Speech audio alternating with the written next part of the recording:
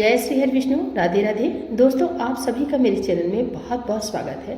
आज हम आपके लिए आश्विन मास शुक्ल पक्ष पापम कुसा एकादशी व्रत विधि, पूजा विधि, व्रत महात्म्य एवं व्रत कथा लेकर आए हैं।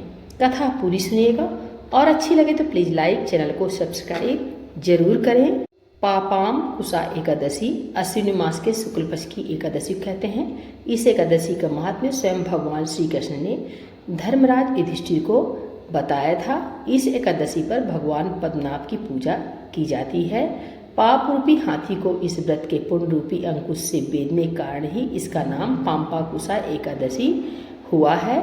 इस दिन मौन रहकर भगवत स्मरण तथा भजन का विधान है। इस प्रकार भगवान की आराधना करने से मन शुद्ध होता है तथा व्यक्ति में सद्गुणों का समावेश होता है। एक बार युधिष्ठिर ने श्री कृष्ण से पूछा कि आश्विन शुक्ल पक्ष की एकादशी का क्या महत्व है, इस अवसर पर किसकी पूजा होती है एवं इस व्रत का क्या लाभ है। युधिष्ठिर की मधुर वाणी को सुनकर गुणातीत श्री कृष्ण भगवान बोले। भगवान श्री कृष्ण ने कहा, हे कुंती नंदन, आश्विन माह के शुक्ल पक्ष की एकादशी का नाम पाम्पा कुसा है। इसका व्रत करने से सभी पाप नष्ट हो जाते हैं तथा व्रत करने वाला अक्षय पुण्य का भागी होता है। इस एकादशी के दिन इच्छित फल की प्राप्ति के लिए भगवान विष्णु का पूजन करना चाहिए। इस पूजन के द्वारा मनुष्य को स्वर्गलोक की प्राप्ति होती है। हे अर्जुन, जो मनुष्य कठिन तपस्याओं के द्वारा फल की प्राप्ति करते हैं, वह फल इस एकादशी के दिन क्षीर सागर में शेष नाग पर शयन करने वाले भगवान विष्णु को नमस्कार कर देने से मिल जाता है और मनुष्य को यम के दुख नहीं भोगने पड़ते। हे पार्थ, जो विष्णु भक्त शिव जी की निंदा करते हैं अथवा जो शिव भक्त विष्णु भगवान की निंदा करते हैं, वे नरक को जाते हैं। 1000 अश्वमेध और 100 राजसूय यज्ञ का फल इस एकादशी के फल के 16वें भाग के बराबर भी नहीं होता। अर्थात इस एकादशी व्रत के समान संसार में अन्य कोई व्रत नहीं है। इस एकादशी के समान विश्व में पवित्र तिथि नहीं है। जो मनुष्य एकादशी व्रत नहीं करते हैं, वे सदा पापों से घिरे रहते हैं। जो मनुष्य किसी कारणवश केवल इसी एकादशी का उपवास करते हैं, तो उसे यम के दर्शन नहीं होते हैं। इस एकादशी के व्रत को करने से मनुष्य को निरोगी काया तथा सुंदर नारी और धन धान्य की प्राप्ति होती है और अंत में वह स्वर्ग को जाता है। जो मनुष्य इस एकादशी के व्रत में रात्रि जागरण करते हैं, उन्हें सहज ही स्वर्ग की प्राप्ति होती है। इस एकादशी के व्रत करने वाले मनुष्यों के मातृपक्ष के 10 पुरुष, पितृपक्ष के 10 पुरुष तथा स्त्री पक्ष के 10 पुरुष भगवान विष्णु का रूप धरकर वह सुंदर आभूषणों से परिपूर्ण होकर विष्णु लोक को जाते हैं। जो मनुष्य आश्विन माह के शुक्ल पक्ष की पाम्पा कुसा एकादशी का विधान पूर्वक उपवास करते हैं, उन्हें विष्णु लोक की प्राप्ति होती है।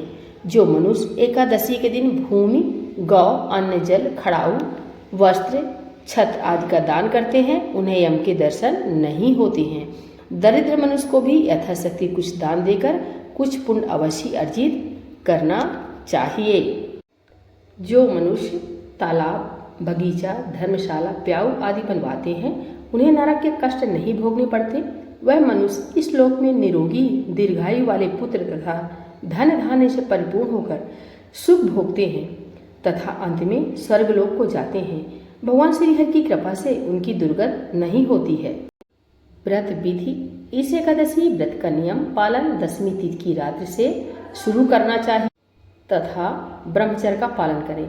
एकादशी के दिन सुबह नित्य कर्मों से निवृत्त होकर साफ वस्त्र पहनकर भगवान विष्णु की शेषशय्या पर विराजित प्रतिमा के सामने बैठकर व्रत का संकल्प लें। इस दिन यथासंभव उपवास करें।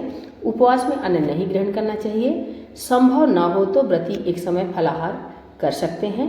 इसके बाद भगवान पद्मनाभ की पूजा विधि विधान से करनी चाहिए। भगवान विष्णु को पंचामृत से स्नान कराना चाहिए। स्नान के बाद उनके चरणामृत को व्रती अपने और परिवार के सभी सदस्यों के अंगों पर छिड़के और उस चरणामृत का पान करें। इसके बाद भगवान को गंध, पुष्प, धूप, दीपक, नैवेद्य आदि पूजन सामग्री अर्पित करें। विष्णु सहस्त्र नाम का जप एवं उनकी कथा सुने।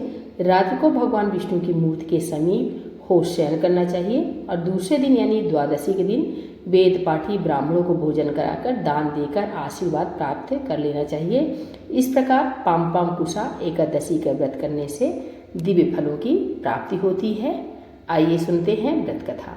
प्राचीन काल में विंध्य पर्वत पर क्रोधन नामक एक महाक्रूर बहेलिया रहता था। उसने अपनी सारी जिंदगी हिंसा, लूट पाट, मद्यपान तथा मिथ्या भाषा आदि में व्यतीत कर दी। जब जीवन का अंतिम समय आया तब यमराज ने अपने दूतों से कहा कि वे क्रोधन को ले आएं। यमदूतों ने क्रोधन को बता दिया कि कल तेरा अंतिम दिन है। मृत्यु के भय से भयभीत वह बहेलिया महर्षि अंगिरा की शरण में उनके आश्रम में जा पहुंचा।